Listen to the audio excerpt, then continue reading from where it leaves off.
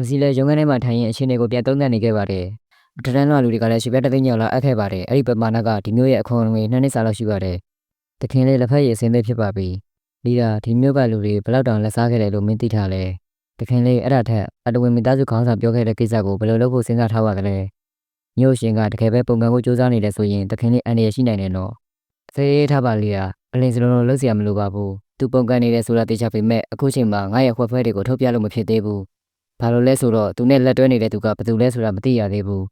ပြီးတော့ငါကအလဲအောက်မှာလှုပ်ရှားနေတဲ့ချိန်သူကအရေးထဲကနေလှုပ်ရှားနေရမလို့ဘယံဘက်တာအခြေအနေတွေဖြစ်ကုန်နိုင်တယ်ဒီကိစ္စတွေရဲ့နောက်ွယ်ကိုမသိရသေးတဲ့အထိငါ့ကိုငတုံးတစ်ကောင်လိုပဲသူတို့မြင်ကြပါစေ။လမ်းတော်တနေရာမှာတော့မော်ဆရာဖိုးကြီးတယောက်ဒေါသထွက်နေခဲ့ပါတယ်။ဒီကိစ္စကလုံးဝအတိတ်ပဲမရှိဘူးလို့အချင်းချင်းရေရွနေခဲ့ပါတယ်။မော်ဆရာကြီးကျေးဇူးပြုပြီးဆိတ်လျှော့လိုက်ပါတခင်လေးကငယ်ပြီးတော့မျိုးသားကြီးအတိမတ်ပြတာခံချင်လို့နေမှာပါ။မင်းဘာမှကာပြောပေးနေစရာမလိုဘူးငါတို့လိုမော်ဆရာတွေကိုစကားပြောရင်မျိုးသားကြီးလိုလူတွေတောင်မှလေးစားမှုပြီးပါတယ်။ငါမော်ဆရာစီးရုံကိုလက်ထိုးဖို့စဉ်းစားနေတာအခုတော့မင်းကိုယ်တိုင်ဒုက္ခရောက်အောင်လုပ်လိုက်တာပဲတခင်လေးအဲ့ကောင်ခုဘမှာလဲငါစကားသွားပြောမှဖြစ်တော့မယ်ခဏနေပါဦးမော်ဆရာကြီးတခင်လေးမင်းကမော်ဆရာကြီးကိုရန်စားလိုက်ပြီဆိုတော့အခုကစားပြီးမင်းဘက်မှာဘယ်သူမှရှိမှာမဟုတ်တော့ဘူး MC တယောက်သူ့ခန်းထဲမှာစောက်လို့ရဲ့အတွက်လိုအပ်တဲ့ပုံချမ်းတွေရေးဆွဲနေခဲ့ပါတယ်တခင်လေးမော်ဆရာကြီးမေကွန်ကတခင်လေးနဲ့တွေ့ကျင်တယ်လို့ပြောနေပါတယ်တခင်လေးဒါဘာထိပ်ပဲလဲဆိုတာရှင်းပြပေးနိုင်မလားဘာလို့မော်ဆရာစီးရုံကိုစော်ကားရတာလဲခမရဘာကြီးလာပြောနေတာလဲကျုပ်ကဘယ်တော့မှမော်ဆရာစီးရုံကိုစော်ကားမိသွားလို့လဲဒီမှာတခင်လေးဘာမှမသိကြအောင်ဆောင်းမနေပါနဲ့ဒီလောက်ခေါ်စာကိုတခင်လေးကိုယ်တိုင်ရေးထားတာမဟုတ်ဘူးလားဟုတ်တယ်လေရေကာတာဆောက်ဖို့အတွက်လူခေါ်တဲ့စာပဲအဲ့ဒါခမရကိုဘာစော်ကားရရက်သွားလို့လဲမင်းရေးထားတဲ့စာထဲမှာမော်ဆရာတွေကိုအလုံးမခေါ်ဘူးလို့ရေးထားတယ်အဲ့ဒါစော်ကားတာမဟုတ်လို့ဘာလဲဟမ်ဒီကဘာကြီးကပြိုင်ဆိုင်လိုစိတ်ပြင်းပြတာလားအလုပ်ရမ်းလို့ရမှာကိုတော့မော်ဆရာကလိုချင်တာလားတခင်လေးကဒီကိစ္စကိုတေချာရှင်းမပြနိုင်ရင်မော်ဆရာစီယုံကမင်းအတွက်အလုပ်လုပ်ပေးမှာမဟုတ်တော့ဘူးနော်ဒီလိုနဲ့ MC လဲစနစ်နဲ့တေချာစစ်ဆေးကြည့်လိုက်ပါတယ်ဒီလူကတစ္ဆာရှိမဲ့လူတစ်ယောက်ပါပဲတရရောက်ကသူတော်သားကိုသွားဆောက်လိုက်ပြီးထင်တယ်မော်ဆရာကြီးခမရနားလည်မှုလွဲနေတာပါဘာလို့မခေါ်ရတာလဲဆိုတော့အကြောင်းပြချက်၃ခုရှိပါတယ်မော်ဆရာတွေကမန္တာ300ရတာမလို့ကန်သက်ချက်ရှိတာကြောင့်အလုပ်အချိန်မီမပြီးမောက်နိုင်ပါဘူးနောက်ပြီးမော်ဆရာ900ကအရန်စင်းရတာမလို့ရိုးရိုးလုပ်သား10ယောက်900နဲ့ညီမျှနေပါတယ်နောက်တစ်ချက်ကတော့သူတို့ကအစည်းအရုံးမျက်နှာနဲ့တက်တောင့်တက်တာနေကြရတာဆိုတော့ကျန်တဲ့သူတွေအတွက်လုံခြုံမှုမပေးနိုင်ပါဘူးတခင်လေးကိုရှင်းရှင်းပြောရရင်ဒီလောကကြီးမှာမော်ကတာရရပါမော်ဆရာတွေကတဆင့်မြင်တာဘာထူးဆန်းလို့လဲခမရပြောတာမှန်ပါတယ်ဒါပေမဲ့ကျွန်တော်ကတော့သဘောမကျဘူးဒီမျိုးကနေစပြီးမော်ဆရာတွေကလူသားတွေနဲ့ဘာမှမကွာဘူးဆိုတာသိအောင်လုပ်ပြခြင်းတယ်တခင်လေးမင်းငါတို့နဲ့ရန်သူမဖြစ်ရှင်အဲစကားကိုပြန်ရုပ်သေးပေးပါမော်ဆရာကြီးခမရစကားပြောတာဆင်ញင်ပေးပါမဟုတ်ရင်ကျုပ်စီကံကတော်ဝင်မျိုးနဲ့ကိုစော်ကားမှုနဲ့ခမရလည်းဘင်းကိုဖျက်ပြရပါလိမ့်မယ်ကျွန်တော်ကအထိပ္ပယ်မရှိတာတွေပြောနေတာမဟုတ်ဘူးဥပဒေတိုင်းလုပ်နေတာခမရလည်းဘင်းဖျက်ပြီးသွားရင်တရားရုံးမှာဘယ်သူကအရေးတမလဲဆိုတာကြီးကြတာပေါ့တခင်လေးတောင်းပန်ပါတယ်ကျုပ်တက်ကိုချမ်းသာပေးပါဒီချိန်မှာတော့သူ့ရဲ့တစ္ဆာရှိမှုကပြောင်းလဲမသွားဘူးသူသုံးချခံထားရတာကိုအခုထိမသိသေးတော့ယူနေလို့ပဲဖြစ်မယ်လီဒါသူ့ကိုလွတ်ပေးလိုက်ပါဟုတ်ကဲ့ပါတခင်လေးကျေးဇူးတင်ပါတယ်တခင်လေးဟာစနစ်ကပေးတဲ့မစ်ရှင်တစ်ခုလည်းပြီးမြောက်သွားပါပြီဘာတွေရမလဲဆိုတာကြည့်ကြရတာပေါ့မော်ဆရာစီယုံကောင်းဆောင်ကြီးတခင်လေးနဲ့ဘာတွေဖြစ်လာတာလဲပြောမနေပါနဲ့တော့ကွာတခင်လေးကငါစကားကိုနားမထောင်တဲ့အပြင်မော်ထုတ်တာပါခံလိုက်ရတယ်မော်ဆရာကြီးကျုံမအကြံတစ်ခုရှိတယ်အဲ့ကျန်နေတာဆိုရင်တခင်လေးကိုစိတ်ပြောင်းနိုင်အောင်နေမကခမရဘောကိုပါလေးစားလာပါလိမ့်မယ်အဲ့ဒီစင်းရသားအလုပ်သမားတွေသာသူ့အလုပ်ကိုလက်မခံခဲ့ရင်လက်လျှော့ပြီးမော်ဆရာတွေနဲ့ပြန်ပတ်သက်ရမှာပါတခင်လေးကအလုပ်ကောင်းကောင်းပေးနေတဲ့အချိန်မှာဘယ်လိုအယူကလက်မခံမဲနေမှာမလို့လဲအဲ့ဒီကောင်တွေသာပြင်းပြီးဘာမှမလုပ်ပဲအချောင်ခုန်နေကြရင်တခင်လေးလည်းစိတ်ပြတ်သွားမှာပေါ့မဖြစ်နိုင်တာကွာငါကမော်ဆရာတွေကိုမငှားတဲ့အချက်ကြောင့်သာမကြည်နေမနှက်ဖြစ်နေတာဒီလိုကိစ္စတွေကိုတော့သွားမရှုပ်ရှင်ပါဘူးစိတ်ချစက်မှာမော်ဆရာကြီးသူတို့ကဘာမှမလုပ်တတ်တဲ့တာမန်စင်းရင်သားတွေပါပဲမဟုတ်ရင်သူတို့အခုလိုငတ်ပြတ်နေမှာမဟုတ်ဘူးမလားဒီလိုကောင်တွေကတခင်လေးရေကတာစောက်တာကိုအလေးနဲ့ထားပြီးလှုပ်ပေးမှမဟုတ်တာဒါဆိုလဲမင်းပေးတဲ့အကြံဉာဏ်ကိုစမ်းသပ်ကြည့်ကြတာပေါ့လူထဲမှာတော့တခင်လေးရဲ့အလုပ်ခေါ်စာကိုတွေ့ပြီးလက်စာကောင်းကောင်းရမဲ့အပြင်ထမင်းသုံးလက်ပါကျွေးမှမလို့အားလုံးလဲစိတ်ဝင်စားနေကြပါတယ်အသေးရောက်လာတဲ့အရှင်ကသဘောကောင်းတဲ့သူဖြစ်နိုင်တယ်မဟုတ်တော့ပါဘူးထောင်ချောက်ဖြစ်မှာပေါ့အရင်ကလည်းအဲ့လိုအကျွင်းချင်းလိန်ခံရပြီးပြီလေတခင်လေးကမဟုတ်တာတွေဆွဆွဲမနေကြနဲ့သူကိုယ်တိုင်အကုန်လုံးရဲ့ဘဝကိုပူကောင်းလာအောင်လုပ်ပေးမယ်လို့ငါ့ကိုပြောပြထားခဲ့တာဟာဟာရရတယ်ဟာမင်းတို့ခြားလေးကဘာတိမှမလို့လဲသူတို့စကားတွေကိုလှည့်လှည့်ရှုလိုက်ပြီးအဖေနဲ့သမီးဖြစ်သူတို့နှစ်ယောက်လုံးအလုပ်ရဖို့အတွက်ဝင်လျှောက်ပါတော့တယ်မင်းအဖေကတော့လက်ခံပေးမှာပါဒါပေမဲ့မင်းတော့မပါဘူးဘာလို့လဲငါလည်းအလုပ်ကောင်းကောင်းလုပ်နိုင်ပါတယ်မင်းက16နှစ်မပြည့်သေးဘူးမလားတခင်လေးကမင်းကိုအလုပ်ခေါ်လိုက်တာတီးသွားရင်ငါ့ကိုပြေးပေးမှာပေါ့ခင်ဗျားကတော့အလုပ်ရမယ်တရက်ကိုကြေးပြ10ပြားနဲ့ထမင်းသွန်းနဲ့ရမယ်8နာရီအလုပ်လုပ်ရမယ်လုံးဝတည်ကြရင်ဒီမှာလက်မှတ်ထိုးလိုက်မနေ့ဖြန်ကျအလုပ်ဆင်းရမယ် အဖေလှုပ်ကြိုးစားရမယ်အချောင်ခိုးလို့မရဘူးနော်အေးပါငါလောင်းကစားလည်းမလုပ်တော့ပါဘူးတခင်လေးကိုစိတ်မပြည့်ရစေရဘူးလို့ခတိပေးပါတယ်မင်းကအခုအိမ်ပြန်ပြီးအမေကိုဂီးဆိုင်လိုက်နော်သူကယောဂနဲ့ဆိုတော့လဲလို့ရတာမဟုတ်ဘူးခဏနေပါဦးဟေးဘာဖြစ်လို့လဲကွာ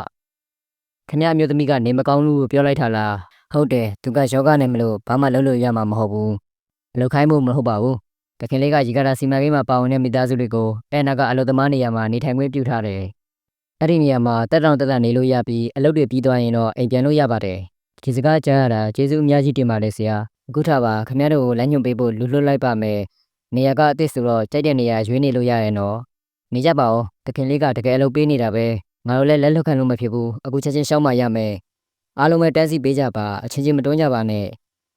ရုံကန်ထဲမှာထိုင်နေတဲ့ MC တယောက်စနစ်ကနေပေးတဲ့ဘက်ထရီပီလိုနီနမူနာကိုရရှိသွားပါတော့တယ်ဒါကြီးကငါကလျှက်စစ်တာပေးတဲ့ဟာမရှိဘဲနဲ့ဘယ်နေရာမှာသွားသုံးရမှာလဲဘက်ထရီကြီးကန်ပြီးမိုးချုပ်ပစ်ခံရမှာလားနောက်ထပ်စနစ်ကပေးတဲ့ mission ကတော့ level မြင့်တဲ့သူတွေကိုစုဆောင်းဖို့ပဲဖြစ်ပါတယ်ဒီရကိုလေ့ကျင့်ပေးဖို့စဉ်းစားခဲ့ပေမဲ့လည်းသူ့ level ကဆက်တက်တော့မှာမဟုတ်ပါဘူးဒီလိုဆိုငါမျိုးတဲကိုသွားပြီးလူရှာရတော့မယ်ထင်တယ်တခင်လေးလီလီယန်ရောက်လာပါတယ်ဟုတ်လားဝန်ခံလိုက်လေတခင်လေးဆောင်းလီကလူတွေအကုန်လုံးထူးထူးဆန်းဆန်းအချောင်ကိုပြင်းနေကြပါတယ်ဟမ်အချောင်ခုန်နေတယ်ဟုတ်လားအဲ့ဒါဘယ်လိုဖြစ်တာလဲအဖေချောင်ခုန်နေတာမဟုတ်ပါဘူးငါမနဲ့လိုးလာကလေးကပေမန်းသလိုဖြစ်နေတ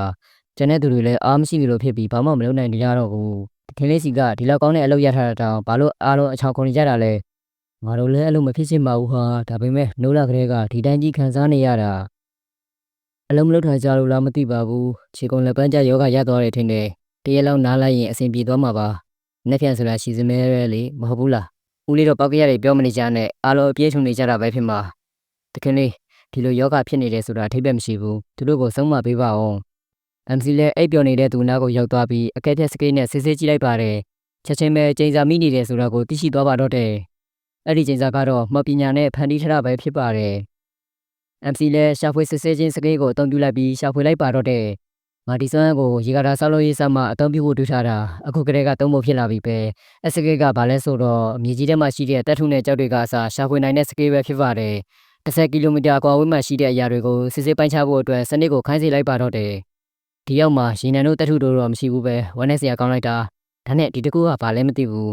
ဟဲ့လူဒီနားကိုနည်းနည်းလောက်လာတူးပေးစမ်းပါအောက်မှာတခုခုရှိနေတယ်ဟုတ်ကဲ့လာပါပြီသခင်လေးဒါကဘာကြီးလဲဟာငါတို့မတူးတဲ့နဲ့တခုခုကိုတူးလိုက်မိတာများလားသခင်လေးကမော်ပညာမှာပါရမီပါတာလားဒီပစ္စည်းရဲ့မော်ဆွမ်းရကဒီလောက်မိမ့်မိနေတာတောင်သူကသိနေတယ်ဆိုတော့အဲ့ဒီကြောက်ကိုအခုချက်ချင်းတူပြီးတက်တာနဲ့ထည့်ထားလိုက်လီယာလူတွေကကျင်းစာတိုက်ခန်းတဲ့အခါပုံမှန်ဆိုဘာတွေလုပ်တတ်ကြလဲဖះเจ้าကိုသွားပြီးဖုန်းတော်ကြီးရဲ့အကူအညီနဲ့ဖယ်ရှားလို့ရပါတယ်ဒါမှမဟုတ်မော်စီယုံနဲ့ပေါ့မော်စီယုံဟုတ်လားလီလီယန်မင်းဖေကိုခေါ်လာပြီးငါနဲ့တူဖះเจ้าကိုလိုက်ခဲ့ပေးပါတခင်လေးကျမဖေကတကယ်ကျင်းစာတိုက်ခန်းလိုက်ရတာလားသိချပါဒီလိုလုပ်ခဲ့တဲ့သူကိုခွင့်လို့ပေးမှမဟုတ်ပါဘူးဒီလိုနဲ့ဖះเจ้าကိုရောက်တော့ခဲ့ပြီးအမျိုးသမီးတူကလည်းတခင်လေးကိုကြိုးဆိုပါတယ်လို့နှုတ်ဆက်နေခဲ့ပါတယ်သူ့ကိုကုသခိုင်းရမှာဆိုတော့တစ္ဆာရှိမှုကိုစနစ်နဲ့စစ်ဆေးကြည့်ရမယ်လို့တွေးရင်အကဲဖြတ်လိုက်ပါတော့တယ်ဒီလိုနဲ့အဲ့ဒီအမျိုးသမီးကနတ်တငယ်တယောက်ဖြစ်နေတာကိုမထင်မှတ်ပဲသိရှိသွားပါတော့တယ်တခင်လေးငါကဖះเจ้าရဲ့သူတော်စင်အော်ရီယာပါဘာများကူညီပေးရမလဲသူ့ကိုစစ်ဆေးကြည့်ရတော့တစ္ဆာရှိပြီးအဆင်ပြေတယ်ဒီလူကကျင်းစာမိထတာမလို့သူ့ကိုတခုခုလုပ်ပေးလို့ရမလားဟုတ်ကဲ့ဒါဆိုသူ့ကိုအရင်ဆုံးစစ်ဆေးပေးပါမယ်ဒီလိုနဲ့အလင်းရောင်ဖြာထွက်နေတဲ့မျက်စိနဲ့ကြည့်လိုက်ပြီးအရန်လင်းနေတာမလို့မျက်စိမခံနိုင်ဖြစ်သွားပါတယ်တကယ်ကျင်းစာပြည့်နေတာကိုတွေ့ရှိလိုက်ရတဲ့အတွက် MC လည်းကုသပေးဖို့အကူအညီတောင်းလိုက်ပါတော့တယ်ပြီးတော့စင်လည်းချက်ချင်းလက်ထဲကနေအလင်းရောင်အလုံးလေးနဲ့ပြစ်လွှတ်လိုက်ပြီးရင်ဘတ်ထဲကိုဝင်သွားပြီးနောက်ကျင်းစာလည်းပြောက်ကွယ်သွားပါတော့တယ်ခင်လေးကျွန်တော်အခုလူသစ်တယောက်လိုတက်ကြွလန်းဆန်းသွားပြီးအခုချက်ချင်းအလုပ်ကိုပြန်သွားပြီးအလုပ်လုပ်တော့မယ်အလင်းမလုံးနဲ့အောင်အကုန်ဖြည့်ရှင်းပြီးမှလုပ်ကြတာပေါ့ဒီတော့စင်ဒီပစ္စည်းကိုစောက်လို့ရေးလုံရင်တွေ့ခဲ့တာစစ်စစ်ပေးပါအောင်ဒီကြောက်ကတွေ့ရများတဲ့အကြောင်းမျိုးစားဖြစ်ပြီးမော်များကြီးထည့်ထားပါတယ်ဒါပေမဲ့ဂျေဇာကစားနောက်တဲ့အနေနဲ့သုံးတဲ့သဘောပါမပြုတ်လို့တဲ့သူကတော့လူတော်အေးဆေးတက်နိုင်တဲ့အထိအင်အားကြီးပါတယ်ဒါဆိုဒီလိုကြောက်ကိုလုပ်ဖို့အတွက်အရွမ်းလွယ်ကူနေတာလားအစင်းမြင့်မော်စရာဆိုရင်တော့ကြောက်ကိုဖန်တီးပြီးစောက်လို့ရေးမှလာဖွက်ထားဖို့ဆိုတာလွယ်ပါတယ်ငါရဲ့စောက်လို့ရေးစီမံကိန်းအကြောင်းမင်းကသိနေတာလားတခင်လေးဒီလောက်ကလူများကြီးကိုအကျိုးရှိစေပြီးဖះเจ้าအတွက်လည်းဖះရော့သွားစေရလေဒီကိစ္စကိုမသိဘဲနေပါမလားကြည့်ရတဲ့လောက်ဆိုရင်တော့ဟိုမိုဆရာဖိုးကြီးကိုငါပညာပေးမှရတော့မယ်ထင်တယ်ဒါနဲ့သူတော်စင်အော်ရီယာမင်းဆောင်လို့ရေးမှရှိနေတဲ့ကြောက်အားလုံးကိုတန့်စင်ပေးနိုင်မလားဒါကတော့မဖြစ်နိုင်ဘူးကြောက်ကိုကန်ကောင်းလို့တွေးခဲ့ပေမဲ့ကြောက်ပဲတူးနေရင်ဆောက်လို့ရေးဘယ်လိုလုပ်ပြီးတော့မှလဲ ဒါဆိုငါမှော်စရာကြီးကိုချင်းကပ်မှရတော့မယ်ထင်တယ်တခင်လေးရဲ့ပြဿနာကိုဖြေရှင်းပေးနိုင်မဲ့သူကိုတော့သိထားပါတယ်ဒါပေမဲ့သူကနည်းနည်းတော့ထူးဆန်းနေတတ်တယ်နော် MC လဲသူတော်စင်ပေးတဲ့လိပ်စာကိုယူရင်းမှော်စရာစီးရုံးရဲ့ဥက္ကဋ္ဌလေဒီဆယ်လီနာရဲ့အိမ်တော်ကိုရောက်ရှိသွားပါတော့တယ်တကားခေါက်လိုက်ပြီးအကူကြီးတောင်းဖို့အတွက်လှုပ်လိုက်ပါတော့တယ်အစင်ကမာလေးလီဒါကတခုခုကိုသတိထားမိလိုက်တာမလို့အမြန်မဲ့တခင်လေးကိုတွန်းထုတ်လိုက်ပြီးရှောင်လိုက်ပါတယ်အခန်းထဲကနေရုတ်တရက်ပောက်ကွဲမှုကြီးဖြစ်သွားတာကိုမြင်တွေ့ရမှာပါဒီပောက်ကွဲမှုကဘာဖြစ်တယ်လဲဟာအခန်းထဲမှာတော့အမျိုးသမီးတယောက်စမ်းသပ်ချက်မအောင်မြင်လို့ဒေါသထွက်နေခဲ့ပါတယ်သူကိုယ်တိုင်လည်းလက်မခံနိုင်ပဲဖြစ်နေပြီးအောင်မြင်မှုမရမချင်းမရက်တန့်ဘူးလို့တွေးနေခဲ့ပါတယ်